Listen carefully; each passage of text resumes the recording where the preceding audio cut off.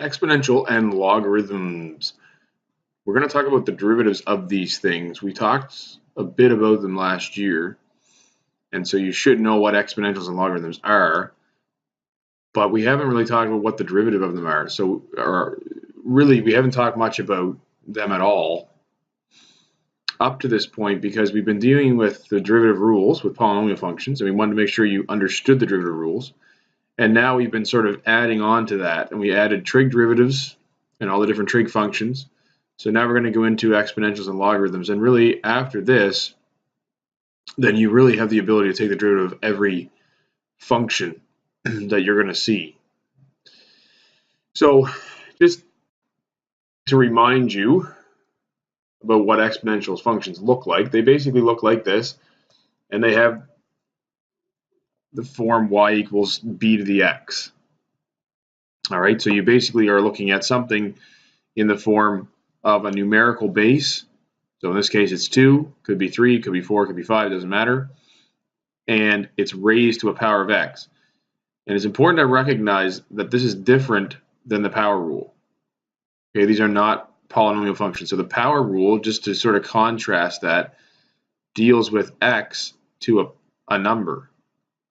Exponentials deal with b to a x. So the variable is in a different spot. The variable is in the base here, and the power or the exponent is the number, is a constant. Here, the base is the constant, and the variable is in the exponent or the power. Okay, so that's the difference. So how do I take the derivative of them? So what we really want to do is say we want to look at, we're going to forget about a really because it doesn't really matter. It's just a constant multiple rule. We're just going to look at what happens with b to the x. I want to know what's b to the x prime. And we're going to go back to our limit definition of the derivative for that. So we're going to end up with the limit as h approaches 0 of b to the x plus h minus b to the x over h. And then we're going to try to figure out, okay, what do I do with this? I know it's 0 over 0, right? We know that that's going to give us 0 over 0. So the question is, how do you simplify that? And what I'm going to do is I'm going to use exponent rules to say that b to the x plus h is really b to the x times b to the h, because when you multiply, you add the exponents. You remember that hopefully from your exponent laws. And then you'll notice that there's actually a common factor up top here of b to the x. So because there's a common factor of b to the x, I'm going to factor it out. All right, so I'm just going to write it like this. And then this b to the x really isn't affected by the value of h. It doesn't matter what h does. It matters in here, but it doesn't matter for that particular term. So I'm actually going to write the limit. I'm going to move it in here because the b to the x is not affected by the value of h. And so I end up with this. So what that's telling me is there's b to the x prime is b to the x times this, whatever this is. And the problem is I can't actually simplify that. I can't do anything with it. So I need to figure out this value using a table of values because I can't do anything algebraic to make it go away. What I'd really like is for this to be 1, and then it would go away because it's multiplication. So if I can make this 1, perfect. And I have that ability because I can pick b. So if I can find a number so that this whole thing becomes 1, that would be excellent. That's what I want. What I'm going to do is I'm going to try to investigate where that number might be by looking at a couple of table of values for 2 and for 3.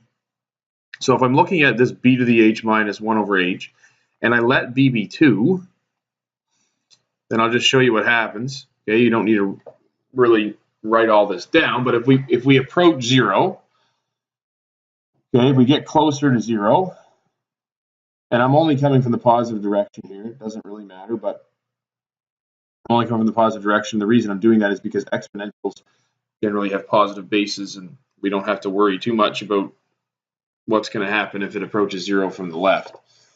But we're just looking at what happens when I approach 0 for this function.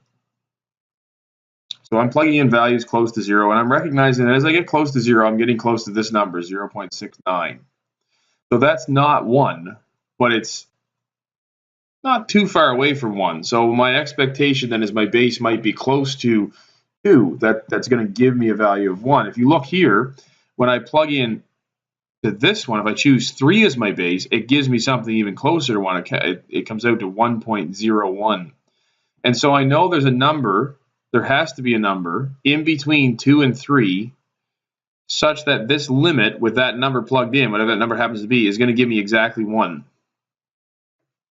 And I really would like to have that. Okay, we want a number where the limit is 1. So what is that number? I'm going to tell you that number is defined as E, which you might say, that's not a number. It's a letter. Yeah, but it is a number. So we're going to define E such that this is true, and E comes out to 2.718281828. It's not a repeating decimal. It does continue on in an irrational fashion. And if you look at your calculator, you will often see either a ln button, and above it you'll see a little e to the x. If you have a calculator on your person, you can check E, and it will tell you that it's 2.71828 and so on. So what that number does for us is it makes that extra piece on our derivative of the function, it makes that extra piece 1. So if we go back and look at the derivative of e to the x, then for that particular derivative, we get e to the x plus h minus e to the x over h. Again, keeping in mind e is a number. And we go through the exact same process that we did at the beginning. So we split e to the x plus h into e to the x times e to the h minus e to the x. Then we factor out the e to the x. But then what happens is, because we defined this limit right here, I just kind of cut out the e to the x, that thing is by definition, equal to 1. So the derivative of e to the x is just e to the x. So the derivative of the function is actually itself, which is kind of neat. So the derivative of e to the x is e to the x. And in all that conversation, in the entire video so far, all 7 minutes and 45 seconds of it, that's the important thing that you need to take away from this. You need to understand that e is a number, it's 2.718 and so on, and that number raised to the x, its derivative is itself. Okay, and so what we can do is we can use that to find derivatives with e involved. All right, so what's the derivative of x squared e to the x? Well, that's a product rule. So it's x squared times e to the x. Okay, that's the first function times the derivative of the second. So this is actually e to the x prime, right? It's just that e to the x prime is e to the x, and then this is the second function, e to the x times the derivative of the first. Okay, what about e to the x squared? Well, that's going to be 2 times e to the x, that's the power, times the derivative of e to the x, which is e to the x. Or you could write that as 2 e to the x squared. Okay.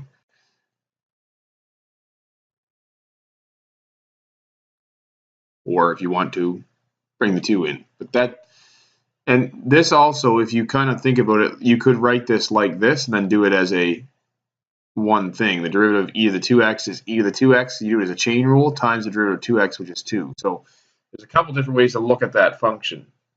Okay, what about this guy? E to the, don't look at the answer yet. There we go. E to the sine x. So it's a chain rule. It's e raised to something that's not just x. So you do the derivative of e. The derivative of e is e to whatever the power happens to be. In this case, it's sine x. And then you multiply by the derivative of the power. So the derivative of sine x is cosine x. So there's my derivative of e to the sine x. Okay. Do something a little more complicated. This is one function multiplied by a second function. So we're going to go y prime is the first function, e to the minus 3 cosine x, multiplied by the derivative of the second. The derivative of sine x is cosine x.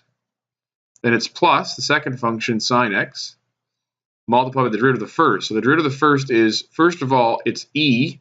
So the derivative of e to whatever is e to whatever. We don't have to do anything with that. Then it's multiplied by the derivative of minus 3 cosine x, which is going to be minus 3 multiplied by minus sine x. Okay? So if we simplify that, we end up with this. And you'll notice what I'm doing is just taking out that common factor of e to the minus 3 cosine x. It just simplifies it a little bit.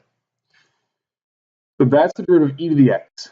We're going to come back to, okay, well, that's great, but that's only one base. What happens if you have 2 to the x or 3 to the x or 4 to the x? We're going to come back to that, but for right now, I just want you to be able to practice with e to the x. So I'm going to leave that for now. I'm going to come back to the other bases in another video.